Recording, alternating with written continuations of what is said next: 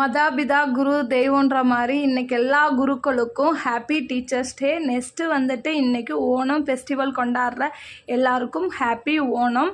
நம்ம ஃப்ரெண்டு வீட்டில் ஓணம் செலிப்ரேஷன் தான். இதோட 3வது வருஷம் வந்துட்டு ஓணம் செலிப்ரேஷன் கொண்டாடுறோம் டெல்லியில்.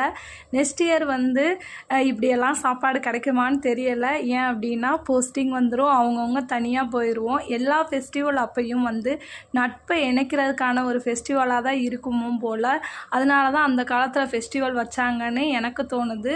ஏன்னா ஒரு விசேஷத்துக்கும் நம்ம கூப்பிட்றதும், அவங்க நம்ம வீட்டுக்கு வர்றதும், நம்ம அவங்க வீட்டுக்கு போகிறதும், இந்த மாதிரி என்ஜாய் பண்ணி சாப்பிட்றதும், அதுவும் இல்லாமல் நம்ம இவ்வளோ தூரத்தில் இருக்கப்போ வீடை மிஸ் பண்ணுற டயத்தில் இப்படியெல்லாம் மொத்தமாக உட்காந்து சாப்பிட்றது அவ்வளோ சந்தோஷமாகவும் மன நிறைவாகவும் இருக்கும்.